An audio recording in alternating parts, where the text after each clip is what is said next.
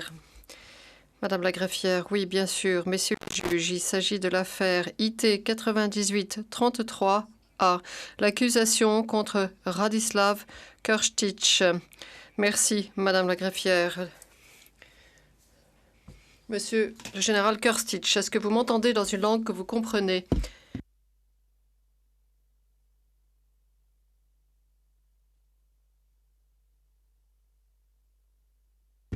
L'appelant. Monsieur le Président, je vous remercie. Le Président, je vous remercie. Vous pouvez vous asseoir. La présentation des parties, l'accusation, s'il vous plaît. L'accusation. Bonjour, Monsieur le Président. Bonjour, Monsieur les juges. Pour l'accusation, Norman Farrell, accompagné de Mathias Markussen, Magda Karagiannakis et Xavier Tracol. Notre commise des audiences est Lourdes Galizia. Le Président, Monsieur Farrell, je vous remercie. Le Président, la présentation des parties, je vous prie. Monsieur le Président, Messieurs les juges, bonjour. Pour la défense, je m'appelle Monsieur Menad Petrusic ainsi que Norman Sepenouk. Le Président, je vous remercie. Monsieur Maître Petrusic, la Chambre d'appel est réunie aujourd'hui afin de prononcer l'arrêt dans l'affaire Le procureur contre Radislav Krstić. L'accusation et la défense ont toutes deux interjeté appel du jugement rendu par la Chambre de première instance de ce tribunal le 2 août 2001. À l'issue du procès, qui s'est ouvert ici à La Haye le 13 mars 2000 et qui a duré à peine plus d'1 an. Les faits de l'espèce sont pour l'essentiel liés aux événements qui se sont déroulés dans la ville de Srebrenica vers juillet 1995. Srebrenica se situe en Bosnie-Herzégovine orientale. La ville a donné son nom à une zone de sécurité des Nations Unies, enclave créée pour mettre la population civile de la ville à l'abri de la guerre qui faisait rage alentour. Cependant, depuis juillet 1995, le nom de Srebrenica est aussi associé aux atrocités qui constituent la toile de fond de la présente affaire. La perversion, la brutalité et la cruauté dont l'armée des Serbes de Bosnie, la VRS, a fait preuve envers les habitants innocents de la zone de sécurité sont désormais bien connus et bien établis. Les femmes, les enfants et les personnes âgées musulmans de Bosnie ont été chassés de l'enclave et 7 à 8 000 hommes musulmans de Bosnie ont été tués de manière systématique. Au moment des faits, Srebrenica se situait dans la zone de responsabilité du corps de la Drina de la VRS. Et Radislav Krstić était général de division dans la VRS et commandant du corps de la Drina.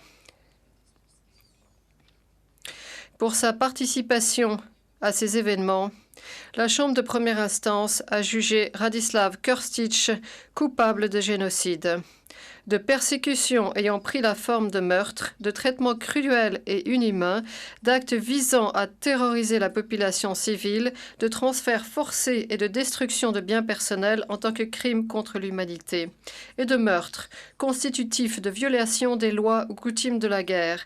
Pour ces crimes dont il a été reconnu coupable, la Chambre de première instance a condamné Radislav Krstić à une peine de 46 ans d'emprisonnement.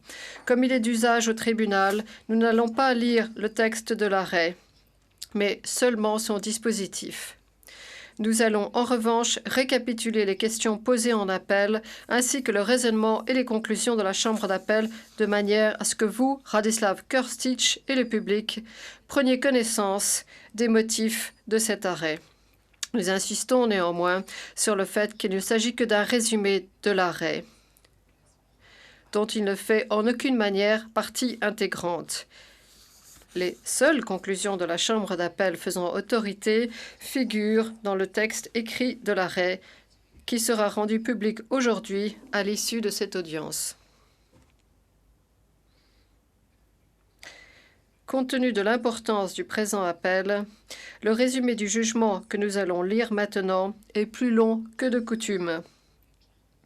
Pour vous aider à comprendre l'arrêt, Nous tenons d'ores et déjà à souligner que les juges de la Chambre d'appel sont unanimes sur 2 points essentiels. Le premier est qu'un génocide a été commis à Srebrenica en 1995. Le second étant la peine que nous prononcerons à l'issue de la présente audience.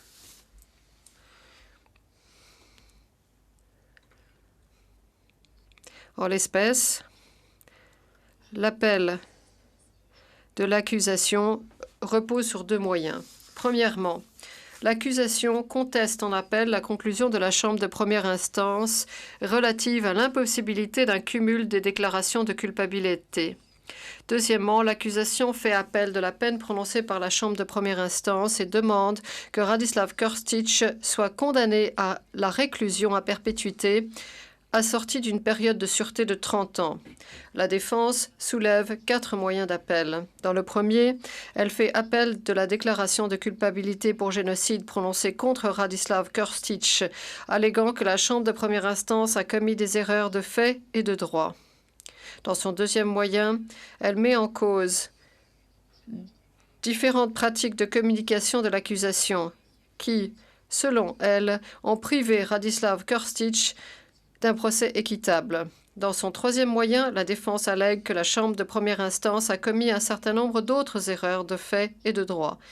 Enfin, la défense interjette appel de la peine prononcée à l'encontre de Radislav Krstić, au motif que la Chambre de première instance n'a ni tenu compte de la grille des peines appliquées en ex-Yougoslavie, ni accordé un poids suffisant aux circonstances atténuantes. Nous allons maintenant exposer plus en détail ces moyens d'appel, ainsi que les conclusions de la Chambre d'appel pour chacun d'eux. Premièrement, conclusion de la Chambre de première instance selon laquelle un génocide a été commis à Srebrenica. La défense fait appel de la déclaration de culpabilité prononcée contre Radislav Krstić pour génocide à l'encontre de musulmans de Bosnie à Srebrenica. La défense affirme que la Chambre de première instance est méprise à double titre sur la définition juridique du génocide. A. La définition d'une partie du groupe. Premièrement, Radislav Krstić affirme tout d'abord que la Chambre de première instance a donné de la partie du groupe national que, selon elle, il avait l'intention de détruire, une définition trop étroite. Comme la Convention sur le génocide, l'article 4 du statut du tribunal englobe certains actes commis, je cite, dans l'intention de détruire en tout ou en partie un groupe national, ethnique, racial ou religieux. Comme tel, fin de citation, le groupe visé selon l'acte d'accusation et retenu par la Chambre de première instance est celui des musulmans de Bosnie. La Chambre de première instance a jugé que les musulmans de Bosnie constituaient un groupe national particulier et distinct et donc couvert par l'article 4 du statut. Cette conclusion n'est pas contestée en appel. Comme il ressort de l'acte d'accusation, il n'a pas été reproché à Radislav Krstić d'avoir eu l'intention de détruire l'ensemble du groupe national que constituent les musulmans de Bosnie, mais uniquement une partie de ce groupe. La première question posée en appel est de savoir si, en concluant que Radislav Krstić était animé de l'intention génocidaire, la Chambre de première instance a défini la partie du groupe des musulmans de Bosnie concernés conformément aux exigences de l'article 4 du statut et de la Convention sur le génocide. Il est établi que si une déclaration de culpabilité pour génocide repose sur l'intention de détruire en partie un groupe protégé, cette partie doit être substantielle. La Convention sur le génocide a pour objet de prévenir la destruction intentionnelle de groupes humains entiers et la partie du groupe visé doit être suffisamment importante pour que l'ensemble du groupe soit affecté. Par conséquent, l'intention génocidaire requise par l'article 4 du statut est présente lorsque les éléments de preuve montrent que l'auteur présumé a eu l'intention de détruire au moins une partie substantielle du groupe protégé. Un certain nombre de facteurs peuvent entrer en ligne de compte pour déterminer si la partie du groupe visé est suffisamment importante pour que cette condition soit remplie. S'il faut tenir compte au premier chef de l'importance numérique du groupe visé, on ne saurait s'arrêter là.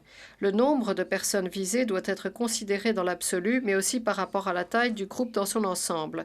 Il peut être utile de tenir compte non seulement de l'importance numérique de la fraction du groupe visé, mais aussi de sa place au sein du groupe tout entier.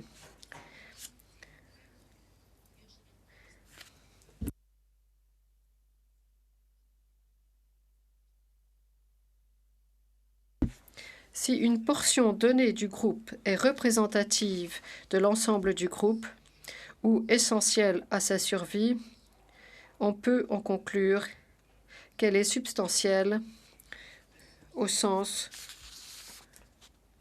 de l'article 4 du statut. En l'espèce, après avoir identifié le groupe protégé comme étant le groupe national des musulmans de Bosnie, la Chambre de première instance a conclu que la partie du groupe visée par l'état-major principal de la VRS et Radislav Kerstic était celle des musulmans de Srebrenica ou des musulmans de Bosnie orientale. Avant la prise de la ville par les forces de la VRS en 1995, Srebrenica comptait environ 40 000 musulmans de Bosnie. Si, par rapport à la population musulmane totale de la Bosnie-Herzégovine à l'époque des faits, ce nombre était peu élevé,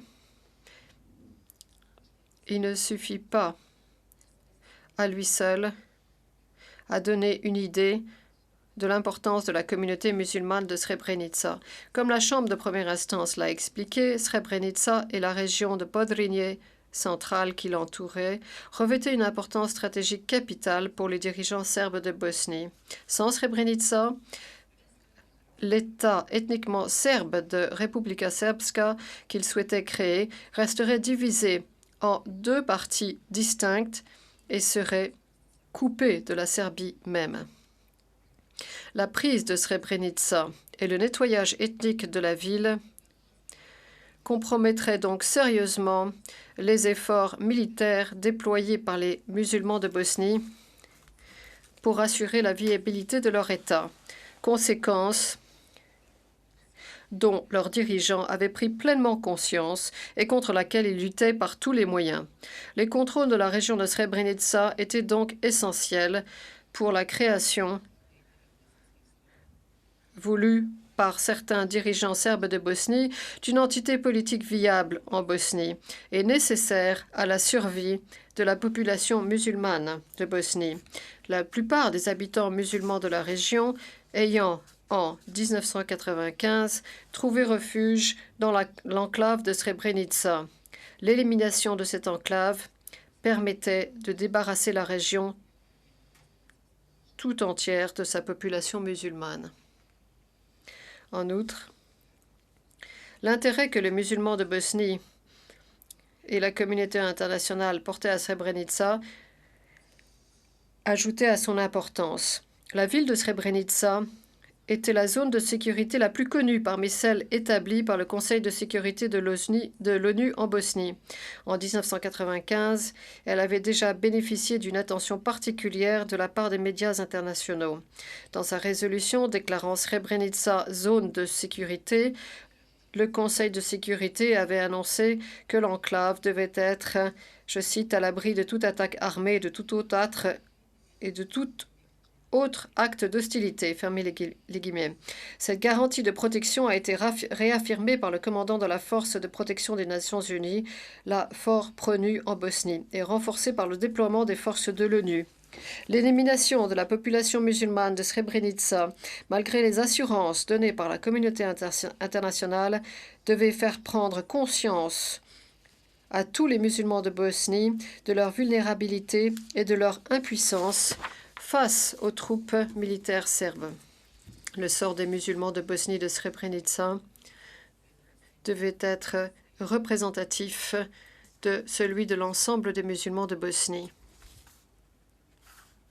La défense n'affirme pas qu'en considérant les musulmans de Bosnie de Srebrenica comme une partie substantielle du groupe visé, la Chambre de première instance a contrevenu à l'article 4 du statut du tribunal. Elle fait en revanche valoir que la Chambre de première instance est allée plus loin en concluant que la partie du groupe que Radislav Krstić avait l'intention de détruire étaient les hommes musulmans de Bosnie de Srebrenica en âge de combattre.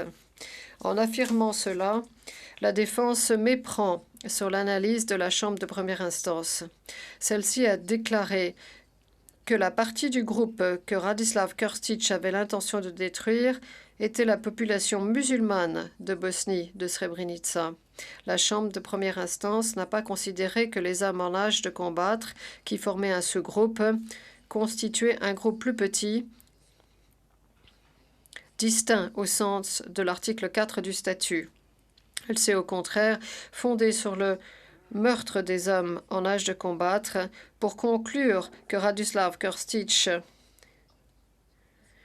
et des membres de l'état-major principal de la VRS avaient l'intention requise de détruire tous les musulmans de Bosnie de Srebrenica.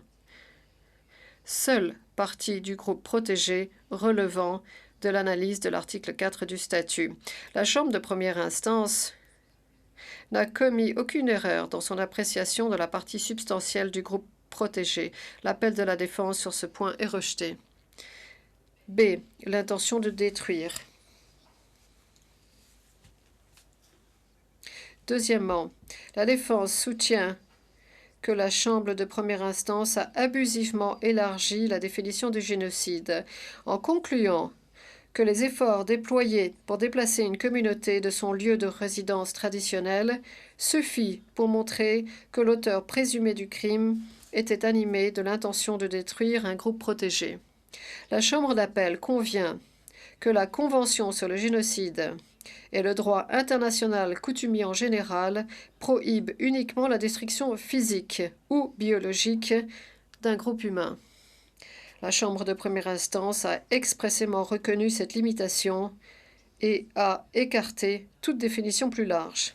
La Chambre de première instance ayant correctement dégagé le principe de droit applicable, il incombe à la défense de convaincre la Chambre d'appel que si la Chambre de première instance a bien énoncé le droit, elle l'a mal appliqué. La conclusion de la Chambre de première instance selon laquelle les troupes de la VRS entendaient éliminer tous les musulmans de Srebrenica repose avant tout sur le massacre par la VRS de l'ensemble des hommes de cette communauté en âge de combattre. La Chambre de première instance est fondée pour cela sur un certain nombre de constatations qui doivent être admises dans la mesure où un juge du fait aurait pu raisonnablement parvenir aux mêmes conclusions. La Chambre de première instance a jugé que lorsqu'elle a exécuté les hommes musulmans de Bosnie faits prisonniers, la VRS n'a opéré aucune distinction entre les militaires et les civils. Elle a aussi constaté que certaines victimes étaient des personnes gravement handicapées et qu'il ne pouvait donc s'agir de combattants. En outre, comme la Chambre de première instance l'a fait remarquer, l'expression « les hommes en âge de combattre » était impropre. Le groupe tué par la VRS, comprenant des jeunes garçons et des vieillards qui ne sont normalement pas rangés dans cette catégorie.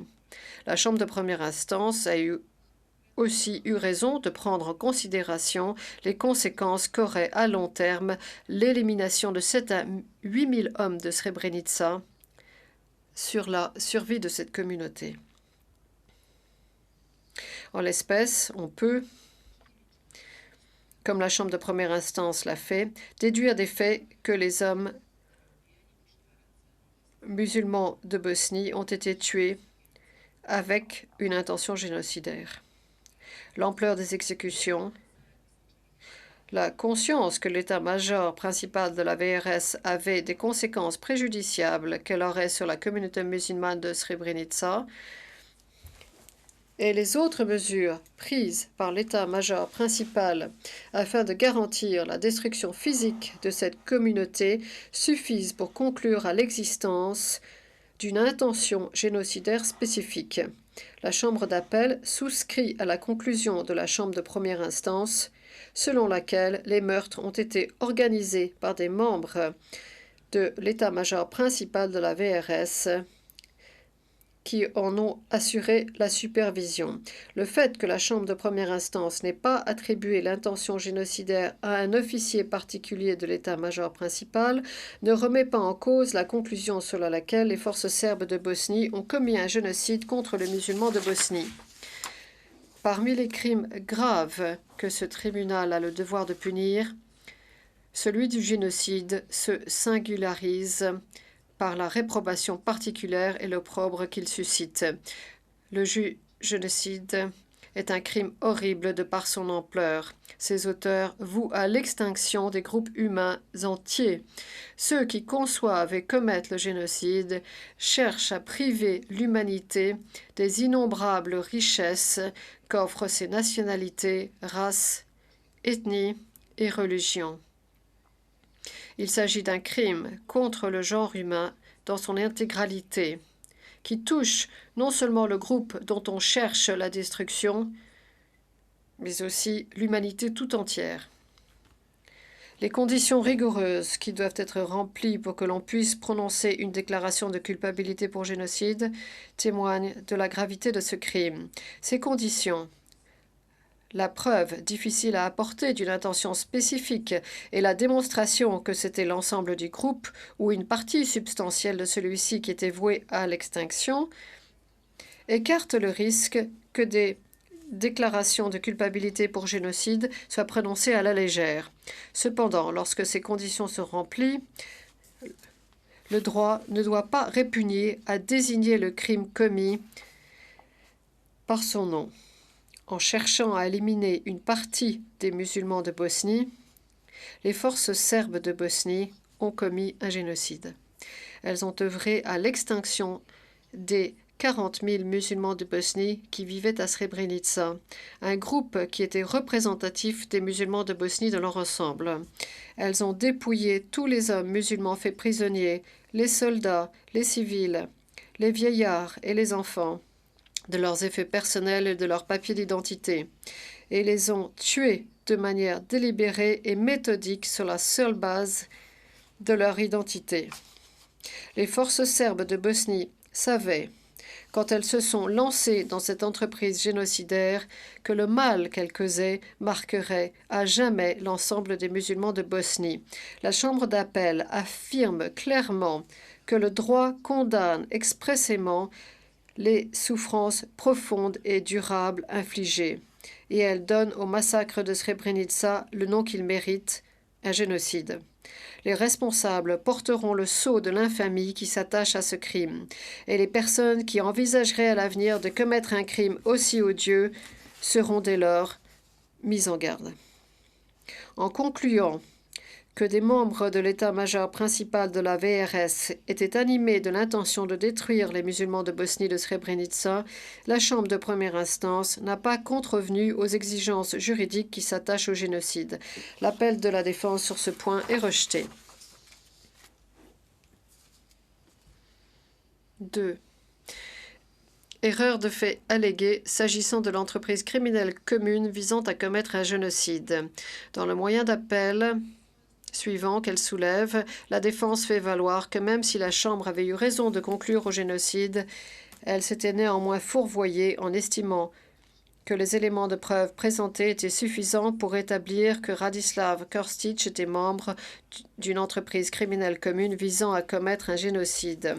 Assurément, la Chambre d'appel se gardera d'annuler à la légère les constatations faites par une Chambre de première instance. Toutefois, comme la Chambre l'a déjà dit, lorsque l'accusation se fonde sur la preuve de l'intention d'un accusé obtenue par déduction, celle-ci doit être la seule raisonnable possible compte tenu des éléments réunis.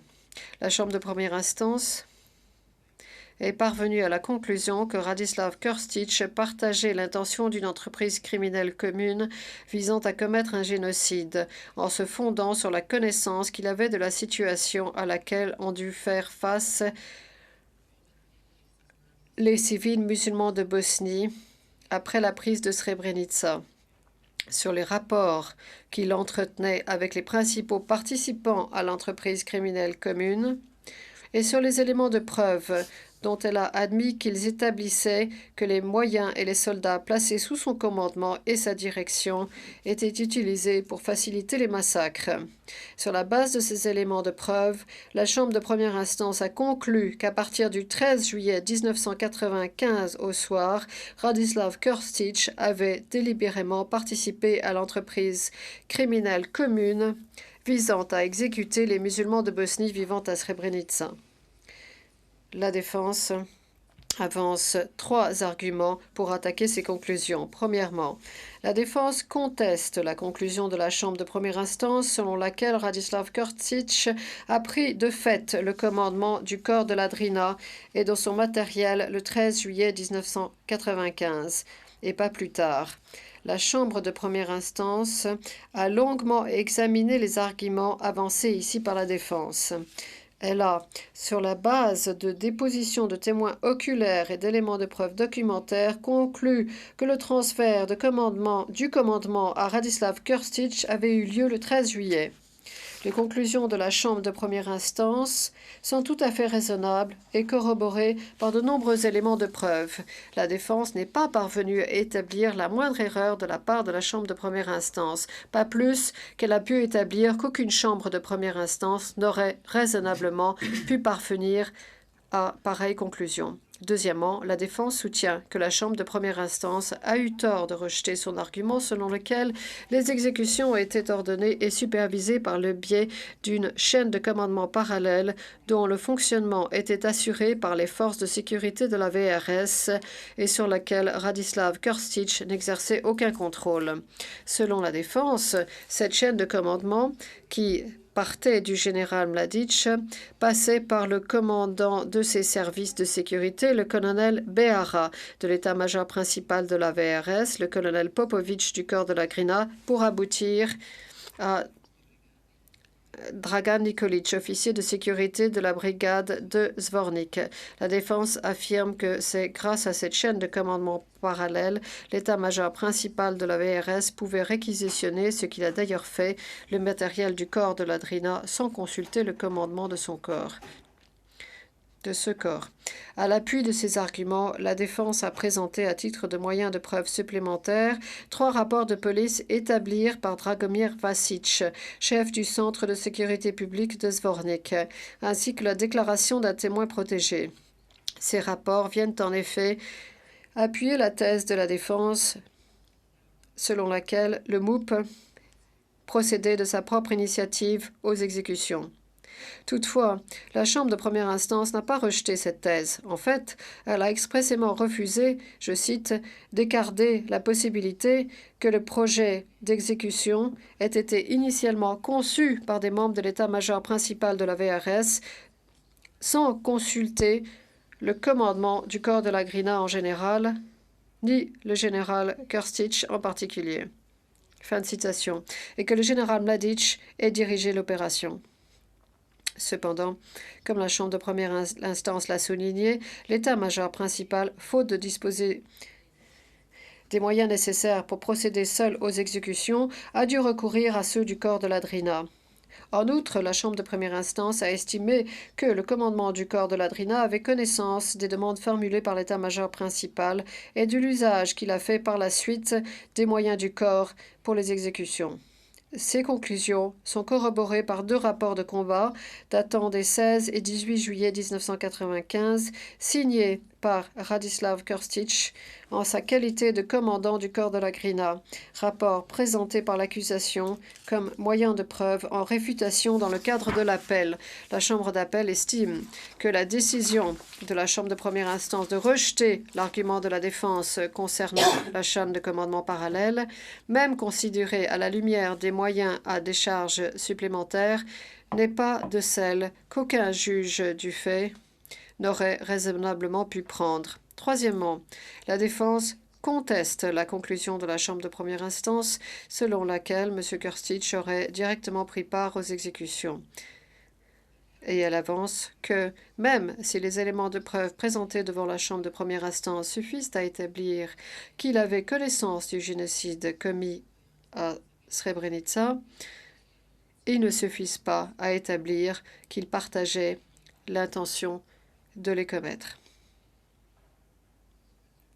Plus spécifiquement, la défense affirme que la Chambre de première instance a eu tort de conclure que le 16 juillet 1993, des membres de la brigade de Bratunac ont participé au massacre survenu à la ferme de Braniewo et au centre culturel de Pilica. Le témoignage de Dražen Erdemović, membre du 10e détachement de sabotage impliqué dans les massacres survenus à la dite ferme, constituait un élément de fait essentiel pour la conclusion de la Chambre de première instance. S'agissant de l'identification des hommes de Bratunac, M. Erdemović a révélé avoir entendu dire qu'ils étaient de Bratunac, qu'il portait des uniformes de la VRS et qu'il connaissait certains des hommes musulmans de Srebrenica, ce qui l'amenait à penser qu'ils étaient de la région. M. Erdemović n'a pas apporté d'éléments permettant de dire que ces hommes appartenaient à la brigade de Bratunac, plutôt qu'à une autre unité militaire. En fait, le seul homme qu'il est formellement identifié sur les photographies qui lui ont été présentées appartenait à une autre unité militaire qui n'était pas placée sous le commandement de M. Krstić. Dans ces conditions, le témoignage de M. Erdemović ne suffit pas pour établir que les hommes dont il est ici question appartenaient à la brigade de Bratunac. L'insuffisance du témoignage de Dražen Erdemović est mise en lumière par la déposition de Richard Butler, expert militaire cité par l'accusation. Revenant sur la déposition qu'il avait faite au procès, l'expert a clairement indiqué en appel que M. Erdemović n'avait jamais dit que les hommes envoyés en renfort pour les exécutions étaient des membres de la brigade de Bratunac, mais uniquement qu'il s'agissait de personnes originaires de la ville de Bratunac. M. Butler a également confirmé que l'un des hommes dont parlait M. Erdemović avait été identifié comme étant un membre de l'unité Panteri du corps de la Bosnie orientale. À la lumière de cet élément, M. Butler a conclu que les hommes qui étaient venus en renfort pour les exécutions n'appartenaient pas à la brigade de Bratunac. Compte tenu des éléments de preuve sur lesquels s'est fondée la Chambre de première instance et les rectificatifs apportés par M. Butler, la Chambre d'appel estime que la conclusion de la Chambre de première instance selon laquelle Radislav Krstić a envoyé des hommes de la brigade de Bratunac en renfort à la ferme de Braniewo et au centre culturel de Pilica pour les exécutions est une conclusion à laquelle aucun juge du fait n'aurait pu raisonnablement parvenir. Les éléments de preuve présentés n'établissent pas que le corps de la Drina a directement participé aux exécutions et, partant, que Radislav Krstić a apporté son concours à ces exécutions.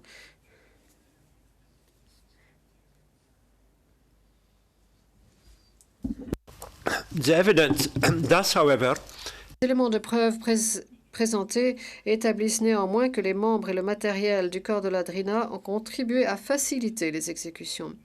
La conclusion de la Chambre de première instance sur ce point est corroborée par le témoignage de M. Erdemović, indiquant que son unité a été accompagnée à la ferme de Braniewo par 2 membres de la police militaire du corps de la Drina et que d'autres membres de celle-ci, arborant l'insigne du corps de la Drina, escortaient les autocars transportant des civils musulmans de Bosnie à la dite ferme et en supervisaient le débarquement.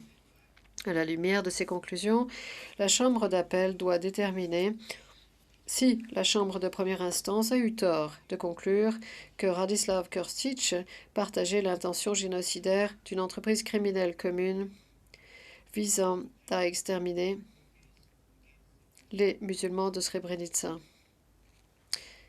L'argumentation développée par l'accusation contre Radislav Krstić reposait sur des éléments de preuve indirects. Et la conclusion de la Chambre de première instance était en grande partie fondée sur un ensemble de circonstances.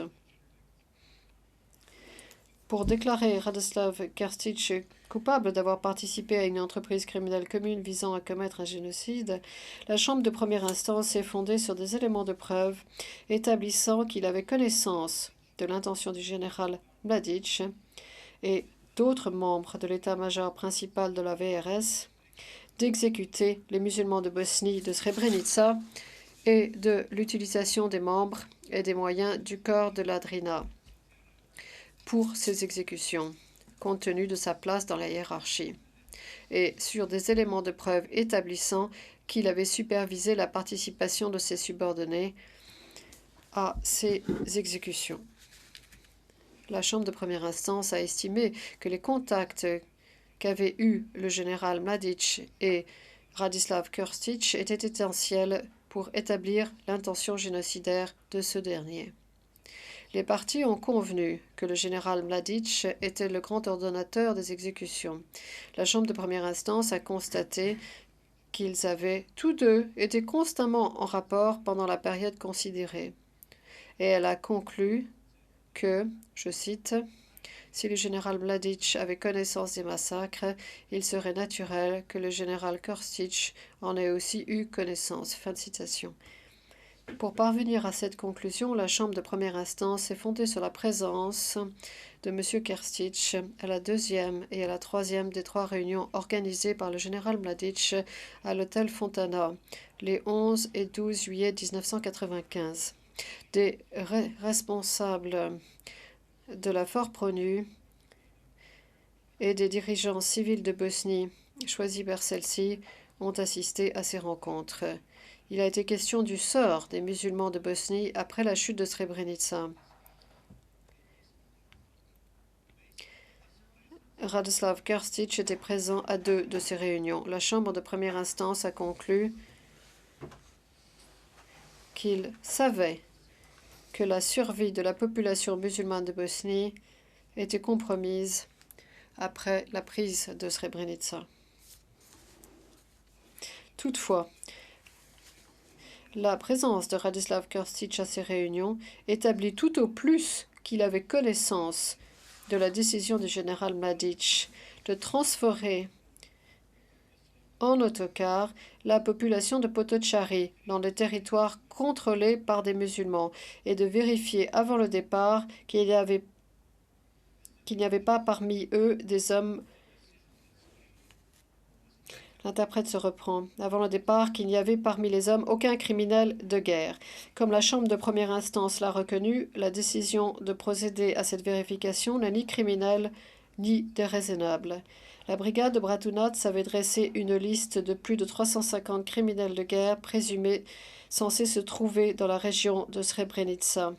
Bien que le général Mladić ait également annoncé que la survie de la population dépendait de la reddition sans condition de l'armée de Bosnie-Herzégovine, il est peu probable qu'il ait fait part de ses intentions génocidaires en présence de responsables de la Fort Pronu et des médias étrangers, ou que les personnes présentes à ces réunions, dont Radislav Krstić, aient interprété ses propos en ce sens. Rien ne permet de penser qu'à cette époque, Radislav Krstić avait connaissance de l'intention du général Mladić d'exécuter les civils musulmans de Bosnie qui devaient être transférés. En outre, la Chambre de première instance s'est fondée sur la présence de Radislav Krstić à la base de Potocari et à proximité de celle-ci pendant 1 à 2 heures dans l'après-midi du 12 juillet. Laps de temps au cours duquel il a été aperçu en train de s'entretenir avec d'autres officiers supérieurs, dont le général Mladić, pour estimer qu'il avait appris qu'un génocide se préparait. La Chambre de première instance a estimé, vu sa présence sur les lieux, que Radislav Krstić devait avoir connaissance des conditions effroyables dans lesquelles se trouvaient les réfugiés musulmans de Bosnie et des mauvais traitements généralisés que les soldats de la VRS leur infligeaient ce jour-là. La Chambre de première instance a également conclu, vu sa présence à la Maison-Blanche, à Potocari, qu'il savait que les hommes qui avaient été séparés du reste des réfugiés étaient détenus dans des conditions épouvantables et n'étaient pas traités conformément aux pratiques admises pour les enquêtes pour crimes de guerre.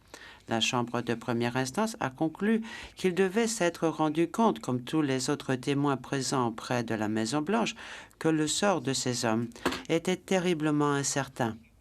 Mais il n'a rien fait pour obtenir des éclaircissements auprès du général Mladic ou de qui que ce soit d'autre.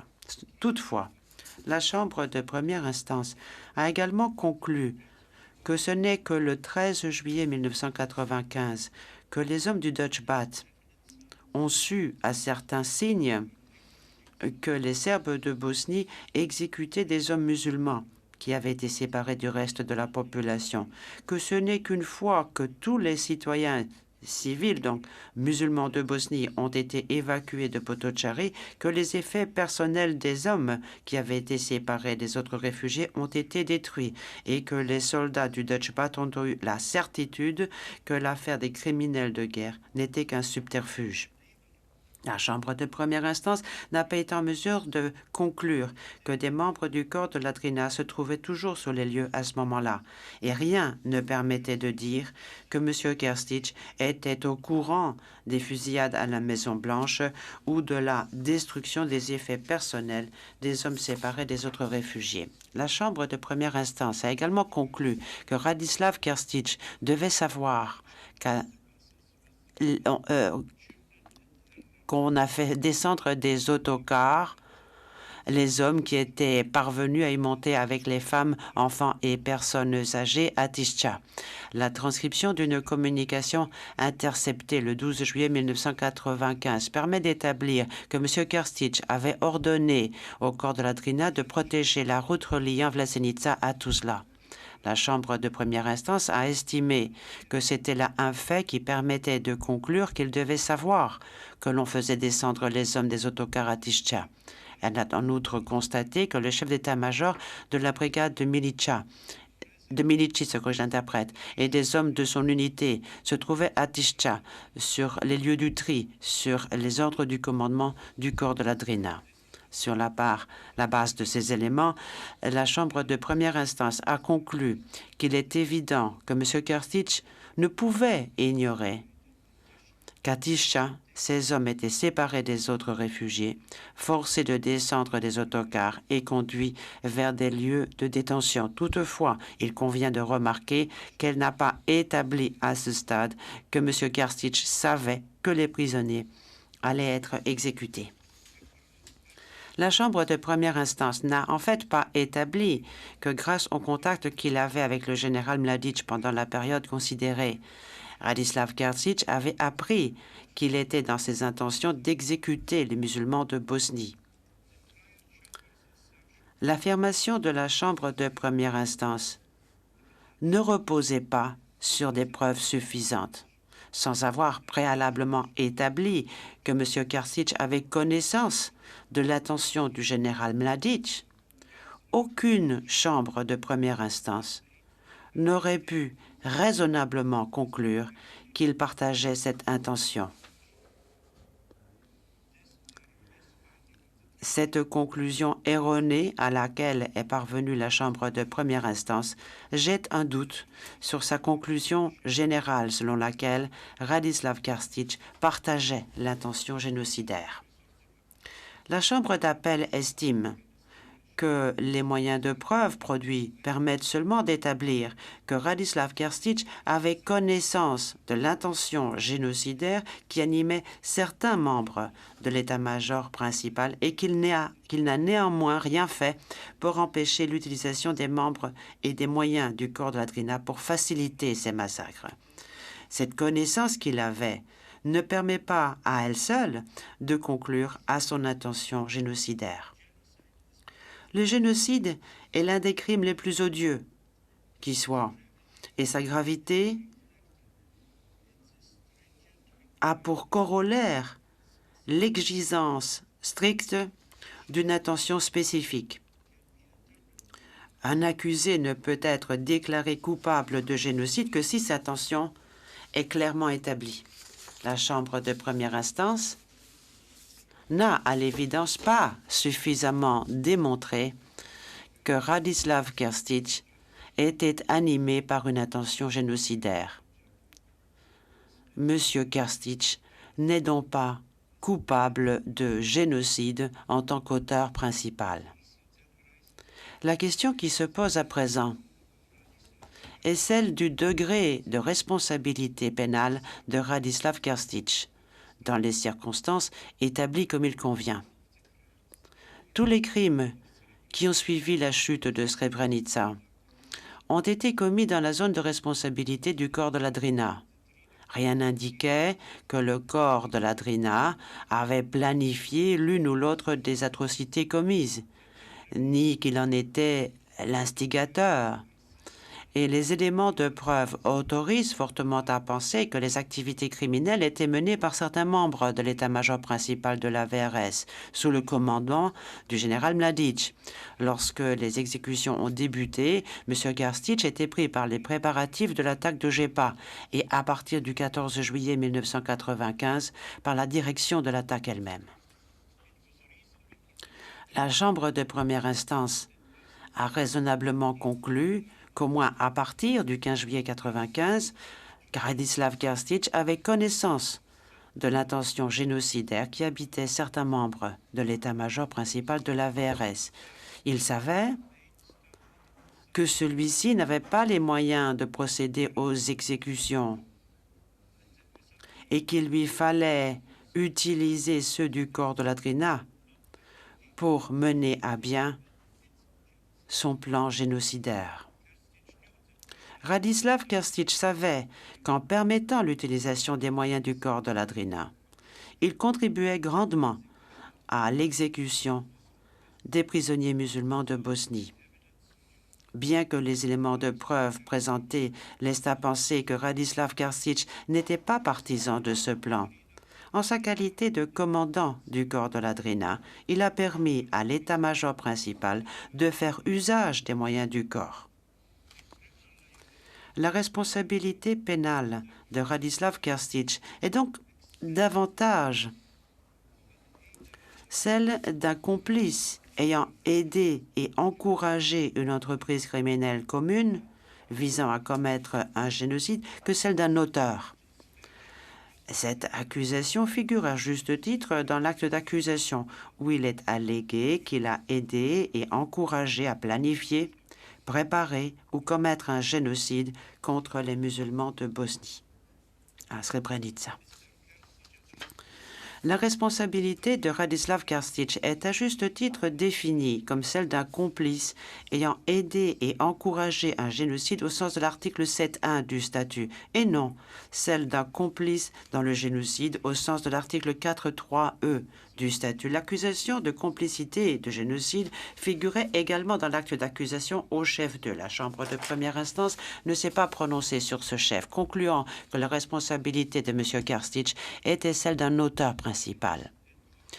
Il y a un chevauchement entre l'article 4.3, disposition générale passant en revue les différents modes répréhensibles de participation au génocide, et l'article 7.1, disposition générale traitant de la responsabilité pénale découlant de toutes les infractions sanctionnées par le statut, et en particulier du génocide. D'aucuns estiment que l'article 4.3 semble être plus spécifique, lex specialis, que l'article 7.1. Il y a pourtant des précédents indiquant que les modes de participation énumérés à l'article 7.1 doivent être rapportés, comme l'exige le statut du tribunal, à l'article 4.3.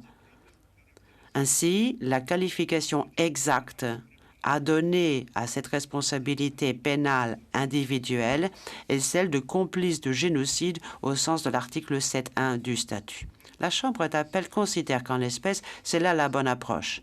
L'article 7.1 du statut, qui permet de mettre en cause la responsabilité des complices, applique expressément cette forme de responsabilité à tout, et je cite, crimes visés aux articles 2 à 5 du présent statut. Fin de citation.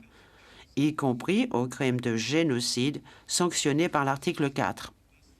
Le statut devant être interprété dans le plus grand respect des termes employés par ses auteurs, la Chambre d'appel ne saurait conclure que le chevauchement des articles 7.1 et 4.3e serait le fruit d'une inadvertance de la part de ceux-ci, alors que notre explication, conforme aux termes du statut, est possible.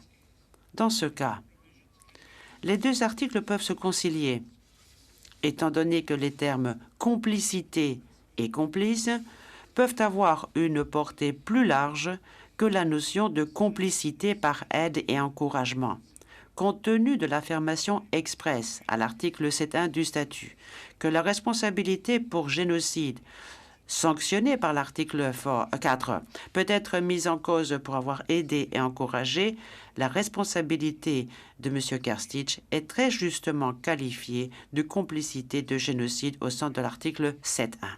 Ceci soulève toutefois la question de savoir si, pour être tenu responsable pour complicité sur la base de l'article 7.1, il suffit que l'accusé ait connaissance de l'intention spécifique de l'auteur principal du génocide ou s'il doit également partager cette intention. La Chambre d'appel a déjà expliqué à plusieurs reprises que tout individu qui aide et encourage à commettre une infraction, supposant une intention spécifique, peut être tenu responsable s'il le fait en connaissant l'intention qui l'inspire. Ce principe s'applique à l'interdiction par le statut du génocide qui constitue une infraction supposant une intention spécifique. Si la preuve est faite qu'il avait connaissance de l'intention génocidaire qui animait l'auteur principal, le statut et la jurisprudence du tribunal permettent de déclarer un accusé coupable de complicité de génocide sur la base de l'article 7.1. Telle est également l'approche suivie par de nombreux systèmes juridiques internes, tant de droit romano-germanique que de la common law. Le fait que la Chambre de première instance n'ait pas identifié les membres de l'état-major principal de la VRS, qui étaient au nombre des principaux participants à l'entreprise génocidaire, ne remet pas en cause la conclusion selon laquelle Radislav Krstić connaissait l'intention génocidaire qui les animait.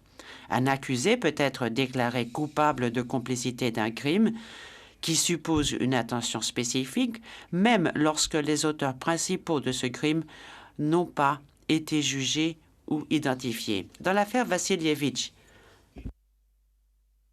la Chambre d'appel a déclaré l'accusé coupable de complicité de persécution sans avoir jugé l'auteur principal présumé de ce crime et sans avoir identifié les deux autres co-auteurs présumés. En conséquence, la déclaration de culpabilité prononcée contre Radislav Krstić pour sa participation à une entreprise criminelle commune dont le but était de commettre un génocide est annulée et elle est remplacée par une déclaration de culpabilité pour complicité de génocide.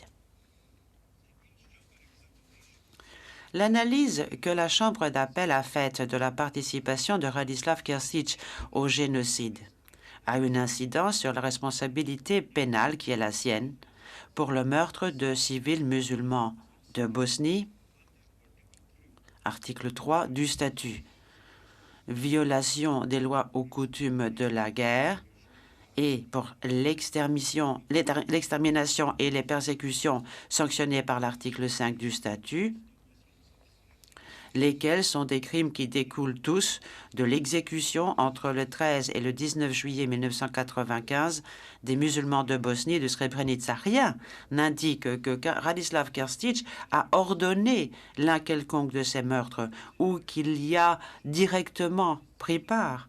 Tout ce que les éléments de preuve établissent, c'est qu'il savait que ces meurtres étaient commis et qu'il les a facilités en permettant à l'état-major principal d'utiliser les hommes et les moyens qui étaient placés sous son commandement. Dans ces circonstances, la responsabilité pénale de Radislav Krstić est celle d'un complice des meurtres, extermination et persécution, et non celle d'un co-auteur principal. Parlons maintenant des pratiques de l'accusation en matière de communication et du droit de Radislav Krstić à un procès équitable.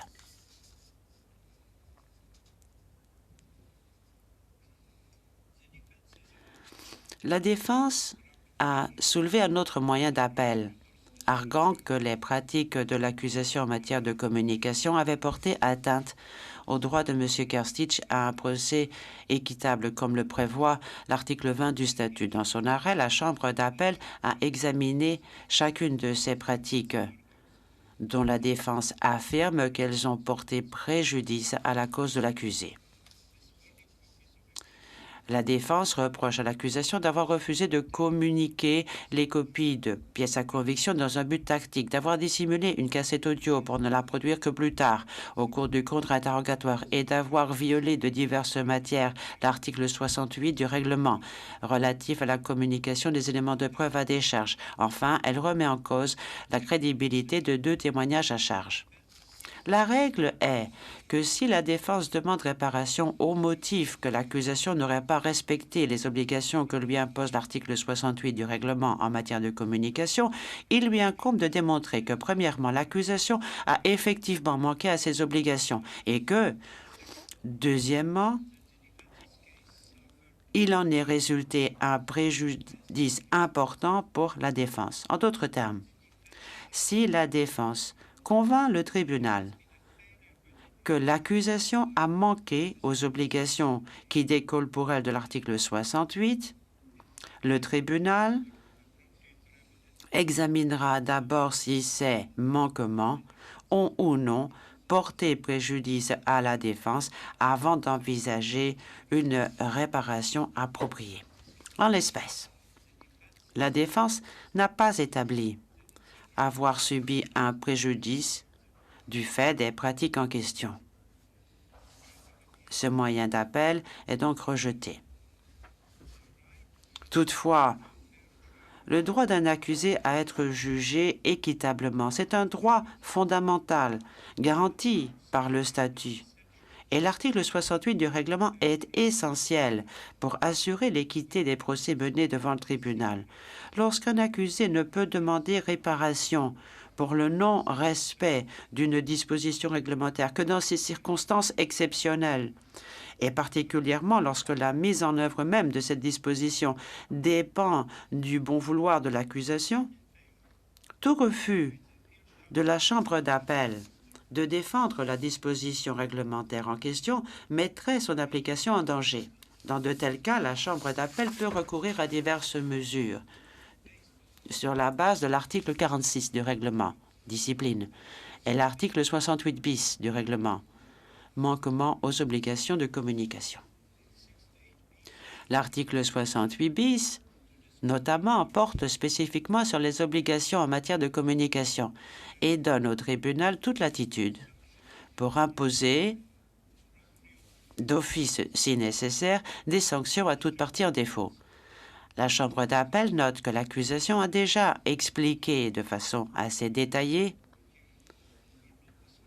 pourquoi certaines pièces n'avaient pas été communiquées, notamment par l'entreprise des premiers substituts du procureur au bureau du procureur. S'il est vrai qu'en l'espèce, l'accusation n'a pas toujours respecté les obligations de communication qui lui incombent en vertu des dispositions applicables, la Chambre d'appel n'est pas en mesure de déterminer si ces manquements étaient délibérés.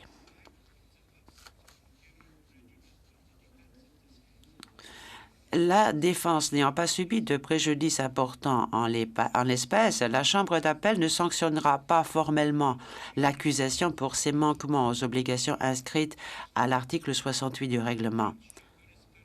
Elle est convaincue que, dans l'ensemble, l'accusation a appliqué de bonne foi une procédure de communication systématique qui, à la lumière des constatations ci-dessus, devra toutefois être revue afin de garantir qu'à l'avenir, le bureau du procureur respecte les obligations qui sont les siennes. Cette conclusion ne doit toutefois pas conduire à penser, bien au contraire, que la Chambre d'appel cautionne les agissements critiquables de l'accusation.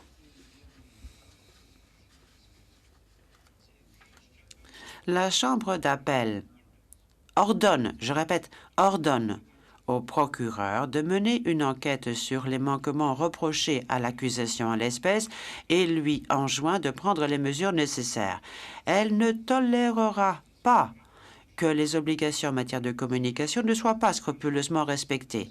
Et elle considère qu'elle en a dit suffisamment sur la question pour mettre en garde le bureau du procureur contre tout écart de conduite à l'avenir. Passons maintenant à l'analyse du cumul des déclarations de culpabilité par la Chambre de première instance. Dans son premier moyen d'appel, l'accusation fait grief à la Chambre de première instance de ne pas avoir déclaré M. Krstić coupable d'extermination et de persécution à l'encontre des musulmans de Bosnie de Srebrenica entre le 13 et le 19 juillet 1995 et d'assassinats et d'actes inhumains constitutifs de crimes contre l'humanité contre des civils musulmans de Bosnie à Potocari entre le 10 et le 13 juillet 1995.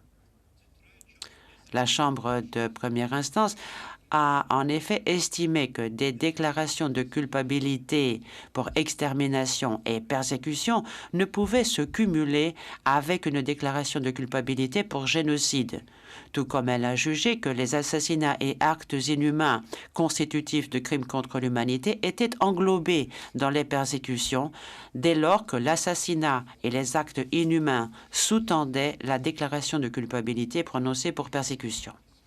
La défense voudrait que l'appel de l'accusation soit rejeté, au motif que cette dernière ne demande pas de peine plus lourde au cas où son appel aboutirait. La portée de déclaration de culpabilité cumulative ne se limite toutefois pas à leurs conséquences sur la peine. Elles stigmatisent encore plus l'accusé et peuvent faire obstacle à une libération anticipée.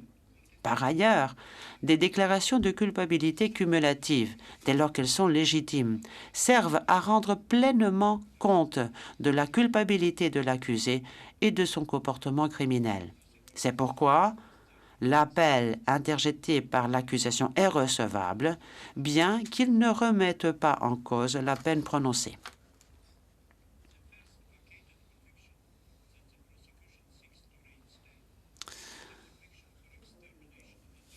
La première déclaration de culpabilité écartée que l'accusation cherche à rétablir est celle prononcée pour extermination sur la base de l'article 5 du statut du fait du meurtre d'hommes musulmans de Bosnie à Srebrenica. La Chambre de première instance a estimé que cette déclaration de culpabilité ne pouvait se cumuler avec celle prononcée pour génocide sur la base de l'article 4, à raison des mêmes faits. Or, ces dispositions du statut contiennent chacune un élément nettement distinct qui fait défaut dans l'autre. Ainsi, le génocide exige la preuve de l'intention de détruire, en tout ou en partie, un groupe protégé spécifique, alors que l'extermination exige la preuve que le crime a été commis dans le cadre d'une attaque généralisée et systématique contre une population civile. En conséquence, la Chambre de première instance a eu tort de conclure que la déclaration de culpabilité pour extermination fondée sur l'article 5 et celle pour génocide fondée sur l'article 4 ne pouvaient être cumulées. L'accusation affirme ensuite que la Chambre de première instance a commis une erreur en refusant de déclarer Radislav Krstić coupable de persécution au titre de l'article 5 pour les crimes résultant du meurtre de musulmans de Bosnie à Srebrenica, au motif qu'une telle déclaration de culpabilité ne pouvait se cumuler avec celle prononcée pour le génocide. Or, pour les mêmes raisons que celles que vous venons d'exposer à propos du crime d'extermination, le génocide n'englobe pas les persécutions et la Chambre de première instance a eu tort d'affirmer le contraire. L'accusation a également fait appel du rejet de 2 autres déclarations de culpabilité. Il s'agissait premièrement de la déclaration de culpabilité prononcée pour l'assassinat de civils musulmans de Bosnie à Potocari, assassinat constitutif d'un crime contre l'humanité. La Chambre de première instance a écarté une telle déclaration parce qu'elle ne pouvait se cumuler avec celle prononcée pour persécution du fait du meurtre de ces civils. La seconde est la déclaration de culpabilité pour acte inhumain à raison du transfert forcé de civils musulmans de Bosnie à Potocari. La Chambre de première instance a conclu que cette condamnation était englobée dans la déclaration de culpabilité pour persécution à raison des actes inhumains que constitue le transfert forcé.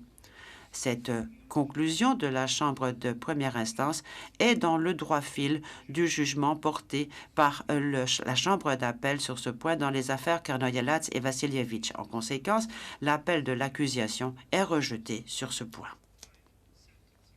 5. La peine.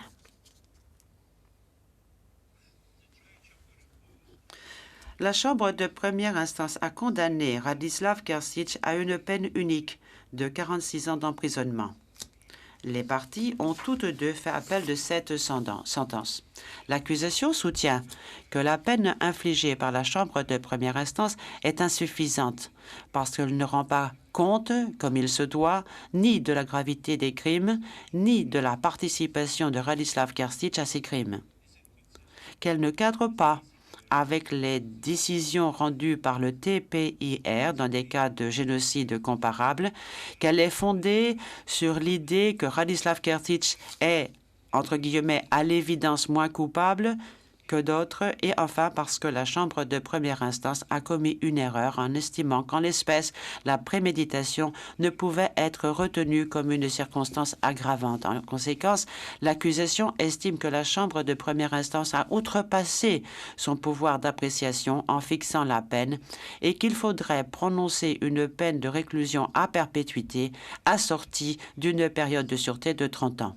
La défense, quant à elle, estime qu'en prononçant sa sentence, la Chambre de première instance n'a pas dûment tenu compte de la grille des peines appliquées en ex-Yougoslavie et par les juridictions de Bosnie-Herzégovine et qu'elle n'a pas accordé le poids qu'il fallait aux circonstances atténuantes invoquées par la défense.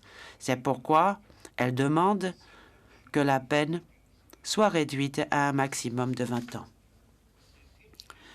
La Chambre d'appel a souligné que la détermination d'une peine est une décision discrétionnaire, ajoutant que seule l'existence d'une erreur manifeste dans l'exercice de ce pouvoir discrétionnaire par la Chambre de première instance pouvait justifier une révision de la peine. Pour les raisons qu'elle expose dans l'arrêt, la Chambre d'appel n'a discerné aucune erreur manifeste que la Chambre de première instance aurait commise en infligeant à Radislav Krstić une peine de 46 ans. Que ce soit au regard des conclusions de l'accusation ou de celles de la défense. Néanmoins, la Chambre d'appel a ramené la responsabilité de Radislav Krstić pour génocide et pour le meurtre de musulmans de Bosnie, visé par l'article 3, de celle d'un participant direct à celle d'un complice. De ce point de vue, une révision de la peine s'impose. La Chambre a le pouvoir d'y procéder sans renvoyer l'affaire devant la Chambre de première instance. Figure parmi les éléments généraux à prendre en compte dans la sentence en l'espèce 1. La gravité du crime ou des crimes allégués. 2.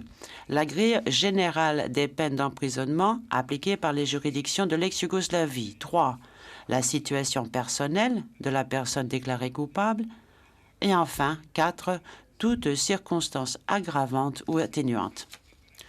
Concernant la gravité des crimes allégués, la Chambre d'appel a récemment reconnu dans l'affaire Vassilievitch que la responsabilité du complice appelle généralement des peines moins lourdes que celles du co-auteur. Ce principe a également été reconnu par le TPIR. par la législation de l'ex-Yougoslavie et dans de nombreux systèmes de droit interne. S'il ne fait pas de doute que les crimes commis par Radislav Krstić sont graves, la conclusion selon laquelle il n'était pas animé d'une intention génocidaire atténue sensiblement sa responsabilité. La même analyse s'applique à l'atténuation de la responsabilité de Radislav Krstić pour les meurtres commis à Srebrenica entre le 13 et le 19 juillet 1995 et constitutif de violation des lois ou coutumes de la guerre. Radislav Krstić étant désormais reconnu coupable de complicité de ces crimes, un allègement sensible de la peine s'impose. La Chambre d'appel a également estimé que la Chambre de première instance avait eu tort de ne pas déclarer Radislav Krstić coupable du chef d'extermination, chef 3, crime contre l'humanité, et du chef de persécution, un crime contre l'humanité, chef 6, au motif que de telles déclarations de culpabilité ne pouvaient se cumuler avec celles prononcées pour génocide. La Chambre d'appel a cependant conclu que pour ces deux crimes, la responsabilité de Radislav Krstić était celle d'un complice et non celle d'un auteur principal. Bien que de telles conclusions soient susceptibles de modifier le tableau d'ensemble du comportement criminel de Radislav Krstić, l'accusation n'a pas demandé d'alourdissement de la peine pour ces déclarations de culpabilité. C'est pourquoi la Chambre d'appel n'a pas tenu compte de la participation de Radislav Krstić à ces crimes lorsqu'elle a fixé la peine adaptée à la gravité de son comportement. En ce qui concerne la grille générale des peines appliquées par les juridictions de l'ex-Yougoslavie, la Chambre d'appel a déjà expliqué que le tribunal n'est pas lié par elle et qu'il est libre, dès lors que l'intérêt de la justice l'exige, de fixer une peine plus lourde ou moins sévère que celle qui aurait été fixée sous l'empire de la loi de l'ex-Yougoslavie. Dans l'arrêt, la Chambre d'appel a bien examiné la grille des peines de l'ex-Yougoslavie dans la mesure où elle s'applique à l'espèce et en a tenu compte. En particulier, la législation de l'ex-Yougoslavie prévoyait que la peine infligée aux complices pouvait être inférieure à celle prononcée à l'encontre de l'auteur principal. La Chambre d'appel considère que Radislav Krstić doit bénéficier de 4 circonstances atténuantes supplémentaires, à savoir 1. Les limites dans lesquelles il a mis à disposition les moyens du corps de la Drina. 2. Le fait qu'il n'avait que récemment pris le commandement du corps lors d'opérations de combat. 3. Le fait qu'il n'a été présent à Potocari ou aux alentours que pendant 2 heures tout au plus. Et 4, le fait qu'il a ordonné par écrit de traiter les musulmans avec humanité. Je vais à présent prononcer la lecture de la totalité du dispositif de l'arrêt rendu par la Chambre d'appel. Monsieur Krstić, veuillez vous lever. Dispositif. Par les motifs exposés ci-dessous. La Chambre d'appel, en application de l'article 25 du statut et des articles 117 et 118 du règlement de procédure et de preuve, vu les conclusions écrites des parties et oui, leur exposé aux audiences des 26 et 27 novembre 2003, siégeant en audience publique, annule, avec dissension du juge Chaboudine dans une opinion dissidente, annule la déclaration de culpabilité prononcée à l'encontre de Radislav Krstić pour participation à une entreprise criminelle commune visant à commettre le génocide, chef 1, Le juge Shahabuddin joignant une opinion dissidente et déclare Radislav Krstić coupable de complicité de génocide. Le juge Shahabuddin joignant une opinion dissidente décide que c'est à tort que la Chambre de première instance a refusé de déclarer Radislav Krstić coupable de participation aux actes d'extermination et de persécution, chefs 3 et 6, commis entre le 13 et le 19 juillet 1995, mais dit que son degré de responsabilité était celui d'un complice des actes d'extermination et de persécution commis comme crime contre l'humanité, annule la déclaration de culpabilité prononcée à l'encontre de Radislav Krstić pour participation au meurtre visé par l'article 3 du statut, chef 5, commis entre le 13 et le 19 juillet 1995, le juge Shahabuddin joignant une opinion dissidente et déclare Radislav Krstić coupable de complicité de meurtre en tant que violation des lois ou coutumes de la guerre, le juge Shahabuddin joignant une opinion dissidente,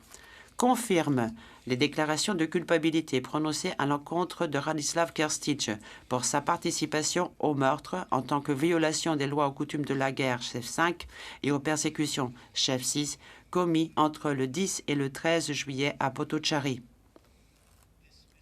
Rejette, pour le surplus, les appels interjetés par la défense et par l'accusation contre les déclarations de culpabilité prononcées à l'encontre de Radislav Krstić. Rejette les appels interjetés par la défense et par l'accusation contre la peine infligée à Radislav Krstić et fixe une nouvelle peine, rendant compte de la responsabilité de Radislav Krstić telle qu'elle a été établie en appel. Condamne Radislav Krstić a une peine de 35 ans d'emprisonnement qui commence à courir à compter de ce jour, le temps que Radislav Krstić a passé en détention préventive, à savoir du 3 décembre 1998 à ce jour, étant à déduire de cette peine en application de l'article 101C du règlement de procédure et de preuve, ordonne en application des articles 103C et 107 du règlement de procédure et de preuve que Radislav Krstić reste sous la garde du tribunal dans l'attente de la conclusion d'un accord pour son transfert vers l'État où il purgera sa peine. Le présent arrêt est signé par les juges Pokar, Shahabuddin, Gunet, Schomburg et moi-même, ce jour, le 19 avril 2004, à La Haye, Pays-Bas. Le juge Shahabuddin joint une opinion partiellement dissidente. Madame la greffière, veuillez, je vous prie, distribuer des copies de l'arrêt aux parties.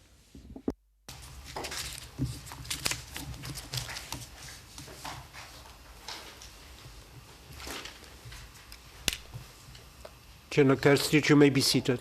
Vous pouvez vous rasseoir, Général Krstić.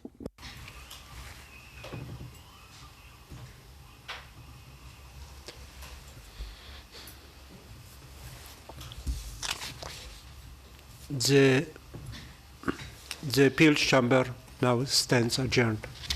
La séance est levée. All rise. Veuillez vous lever.